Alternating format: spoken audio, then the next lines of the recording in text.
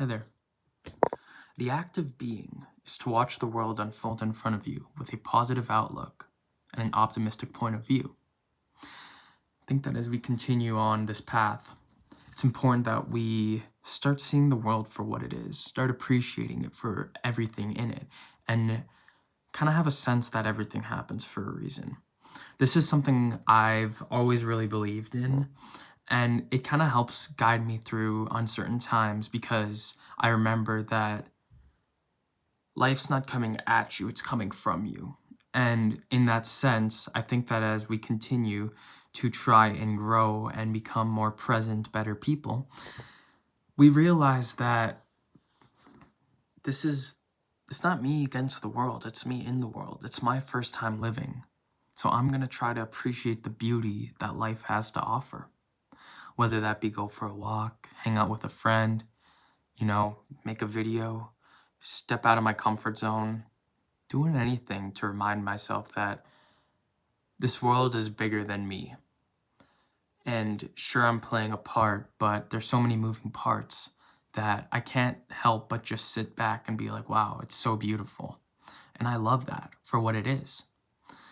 And it's when we try to control the externals that we lose a sense of our intrinsic self. And I wanted to come on here today to really speak on the importance of kind of just letting go of the things we can't control and to embrace the fact that we get to experience this. Like today I woke up and I said, I'm so thankful that I get to experience hardships and that I know that it's going to make me a better, stronger person. How we look at stuff always plays a big part into how we're going to respond and how we're going to act and how we're going to feel about certain things. And I think that a lot of the time it's important to kind of just see the world for what it is or see the problem for what it is. And a book I'm reading right now is called The Obstacle's the Way. And it talks a lot about, our perception, and it talks a lot about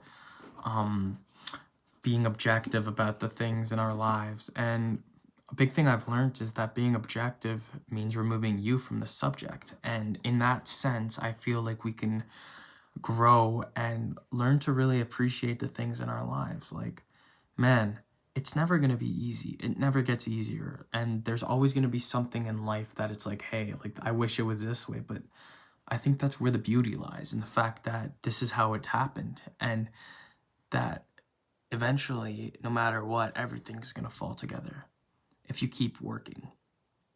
Because good things comes to those who try. And I really do believe in that. If we keep putting ourselves out there and we keep making an effort to keep growing and keep expanding and keep on, experiencing joy and experiencing the world for what it is and for what it has to offer, I think we can reach a really deeper sense of connectingness with ourselves. It means listening and getting familiar with that voice. Something I keep preaching and I'm always going to preach is, who are you deep down inside? What do you stand for? What are your beliefs? What are your morals? Who are you at the end of the day when no one is watching? Not when your friends are watching, not when you want to fit in. Just be. To experience life is to accept the possibility of everything, and we can't do that if we're focused on what other people have to say. This is your life to live. Live what can be lived. Stop worrying about the negativity of the world. The truth is, someone is always going to be negative. Someone's always going to have something to say. It should not stop you from being authentic and being you. Because this is our life. Be where your feet are, Smile. Do the stuff you love. I think that's the meaning of life. I think the meaning of life is to really just be. To experience. It's not to not worry, but to come to a realization that we are put here to be. Day by day, tomorrow's not promised. We can't go back to yesterday. There is no past self to overcome, and there is no future self to achieve. And I love that so much. We just have to be who we are right now. Our mistakes, our flaws, love them. Man, you're not going to be perfect tomorrow. You are not perfect today. No one is. I'm not. I'm far from it. I realize that. But I love myself for it. I love myself for all the flaws, and I can continue to build on those. And I can continue to explore my strength and my weaknesses and learn to come to terms with who I am. And it doesn't come by watching your phone or listening to other people and letting other people tell you how you should live your life. No, go for a walk. When you go drive to work today, put your phone away. Spend some time with who you are. Get to know the voice inside your head so that you can learn to love yourself some more. Change your environment a little bit. Go out in the sun. Go for a hard workout. Read a book. Practice being alone. Practice being with people. Practice being kind. Practice being in a community. Practice doing all these things because that's how you're going to find yourself. By exploration into who we are, into what we like, into what we don't like. Then you will truly find yourself. And I truly do believe that because that's what happened to me. One thing that I thought I was alone, and I started volunteering, and now it's like a community of people that are just kind, and that it just makes me feel good. Or the gym community that I have friends who work out that I'm able to, talk about it with. Or you know what? Sometimes it just means being alone.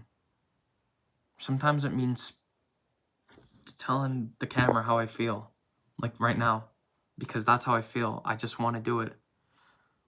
I don't care what anyone has to say about me because I'm secure with myself. Not that I haven't been insecure, I have been, and there's still moments of doubt, but it's a lot less because I'm truly accepting myself for who I am, and I'm truly looking at myself with an open heart and with love, instead of regret about my past or whatever it is. I'm just happy, and I'm happy to be here, and I'm happy that I get to experience life. One last thing I'll leave with is in the book Obstacles, the way it talks about the discipline of our perceptions. And I read this morning, and that's kind of what compelled me to make this video. So the quote goes, "You will come across obstacles in life, fair and unfair, and you will discover time and time again that what matters most is not what these obstacles are, but how we see them, how we react to them, and whether we keep our composure. You will learn that this reaction determines how successful we will be in overcoming or possibly thriving because of them." We have a choice about how we respond to this situation. We have to have the discipline and the courage to see our obstacles as learning curves and to see how we can use them to our advantage if we decide to just see them for what they are, to love them for what they are. So that's all I got for today. Take care. Thanks for stopping by if you're here. I'm sure I'm going to be rewatching this one because this is a topic I feel super passionate on. So yeah, thank you.